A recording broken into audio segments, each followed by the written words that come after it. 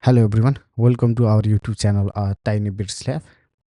And in our YouTube channel, we do explore different technology related to computer science and engineering. And our videos will be totally raw. Our main motto is to learn together, grow together from step by step from the scratch. And this is our journey one and episode one. In this journey, we will do explore embedded system. We will go through the introduction of embedded system, and then after how the beginner can start the journey to the embedded system. We will discuss on that. To the embedded system definition: computing system designed to perform dedicated functions is embedded system. And to make a computing system to perform a dedicated task or function is an embedded system. These are combined after both hardware and software. Hardware are like MCU, microcontroller unit, and sensor, and software means that firmware, the program which we upload on hardware. Here is an overview of embedded system displayed in figure. Embedded hardware, embedded software or firmware, and embedded web. These are the three components of embedded system. And you can see here that sensor, firmware, and MCU. This is how the embedded hardware we develop a fully embedded hardware. Embedded hardware is also included embedded firmware or embedded software.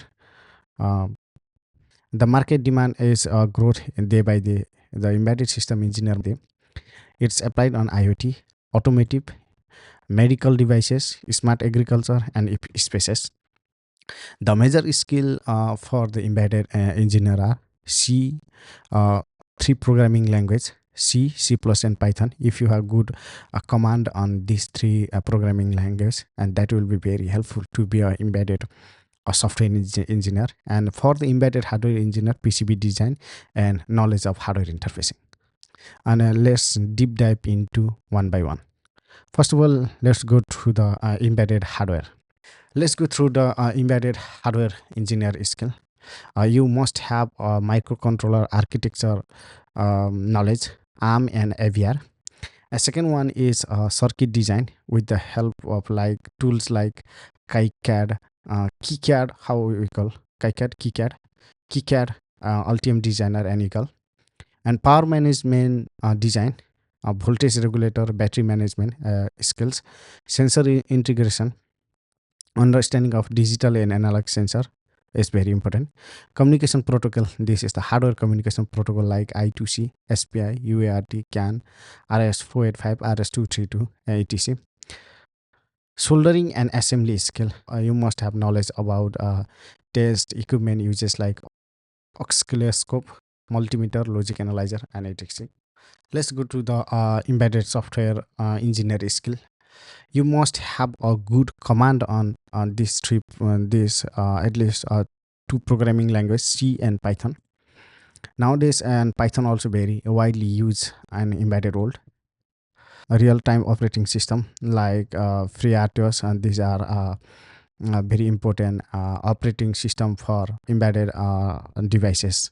Bare metal programming, you have if you have a good command on a bare metal programming, and this is the very important to develop a device driver or to code directly on the hardware. Device driver development like GPIO, PWM, ADC, UART, and SPI. These this type of device driver must be programmed by a firmware or software engineer. So you must have a good knowledge of this, and firmware development also. Debugging tools, you must have a good skill on the debugging, like tools like you must master the tools like JTA, ST-Link, Segar J-Link, and OpenACD. And also you must have a learn nowadays the version control system like Git and GitHub. Embedded web skill to integrate your embedded devices with a remote control system with control through the internet. You must develop a website or a mobile application which is able to do communicate with embedded hardware devices. So that for that you must have knowledge about embedded web. There is most of the part are same, like common or web development, but there are a few changes which must you must have to focus on, like especially on the communication protocol and data handling and communication protocol. To be an embedded web developer, you must have knowledge of the communication protocol like MQTT, HTTPS, SCOPE, and WebSocket. Other are you must have a skill of develop the API and dashboard development like Node-RED, Grafana, and ThinkSpot for the data visualization, as well as that cloud knowledge of the cloud integration like Amazon, Google, and Azure. And you must have a good knowledge about front end and back end development to be a good embedded web developer. To reach to the embedded system engineer destination, and these are the some requirement or backpack for our journey. You must have a basic understanding of the electronics, and you must have the Python programming skill. And in our journey we must have this ESP32 gateway hardware component and Python programming. And if you have a good knowledge on Python programming, you can directly do a firmware or software program on this hardware, as well as you can develop some simple website uh, like using like framework like Flask. Why we choose a Python in the embedded system journey rather than C and C++? A Python is very beginner friendly programmer, and there are lots of versatile libraries, and it is very easy to go through, and it is very easy to make some prototyping very fast. Nowadays widely used on industrial use like IoT sensor and environment monitoring, and is resource also they are applying, and applying the Python programming. Also, some of the there are many hardware which support Python programming for the embedded old, like ESP32, STM32, and Raspberry Pi. To learn some MicroPython, I already mentioned that basic Python programming like function, modules, and structure class. These are the basic needs for do Python programming on embedded system. We will call MicroPython.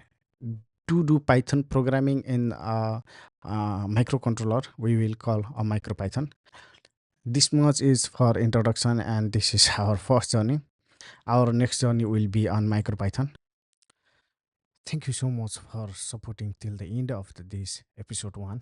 In upcoming journey, we will make our journey more interesting, and we will explore many technologies, and we will learn, and we will grow together.